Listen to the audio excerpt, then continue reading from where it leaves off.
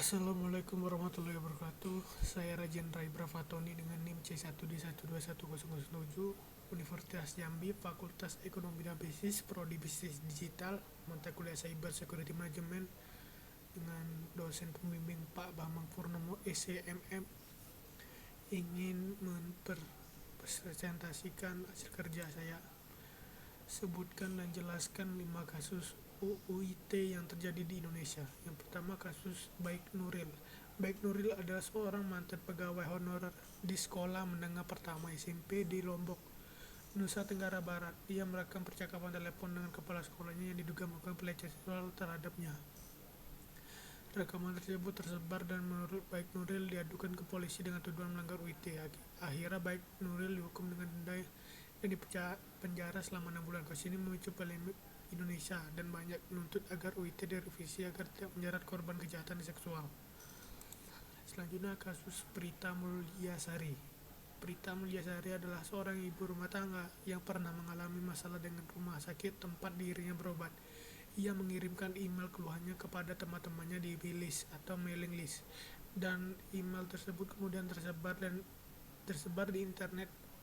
Rumah sakit tersebut melaporkan Prita ke polisi dengan tuduhan pelanggar UU ITE. Prita akhirnya dihukum dengan denda sebesar 204 juta. Kasusnya ini juga memicu protes dari masyarakat dan membuat UU ITE semakin kontroversial. Selanjutnya, kasus Rizik Syihab. Rizik Syihab adalah seorang ulama dan pemimpin Front Pembela Islam atau FPI yang kontroversial. Ia pernah diadukan ke polisi karena ujaran kebencian dan penghinaan terhadap Presiden Joko Widodo. Rizik juga sering menggunakan media sosial untuk menyampaikan pandangan yang kontroversial dan mendapat tuduhan melanggar UU ITE. Meskipun akhirnya Rizik dibebaskan dari tuduhan tersebut, kasus ini menunjukkan bahwa UU ITE digunakan untuk menjerat tokoh-tokoh yang kontroversial dan berbeda pandangan dengan pemerintah. Selanjutnya, kasus Imam Besar FPI Habib Rizik Syihab.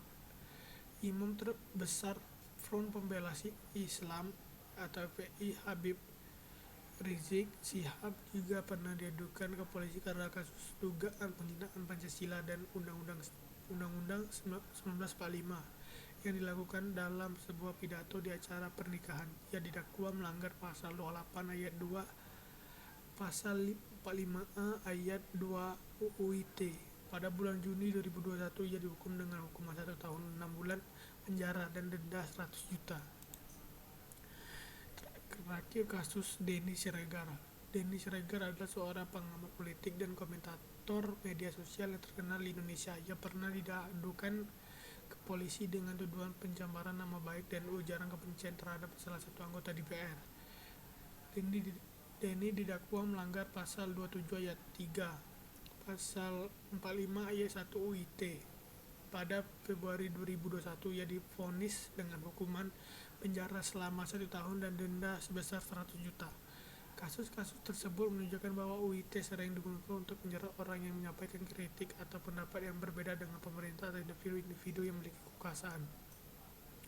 UU ITE seharusnya digunakan untuk melindungi hak asasi manusia dan kebebasan berekspresi, bukan digunakan untuk menindak orang-orang yang menyampaikan pendapat atau kritik secara sah dan damai. Pemerintah Indonesia telah berjanji untuk merevisi UU ITE dan menghapus ketentuan yang dapat menimbulkan penyalahgunaan hukum. Namun hingga saat ini revisi tersebut masih belum dilakukan dan kasus-kasus UU ITE terus terjadi di Indonesia. Oleh karena itu, penting bagi pemerintah dan masyarakat untuk terus memantau penerapan UU ITE dan memastikan bahwa undang-undang tersebut digunakan secara benar dan adil untuk melindungi hak asasi manusia dan kebebasan berekspresi. Sekian, terima kasih. Saya akhiri. Wassalamualaikum warahmatullahi wabarakatuh.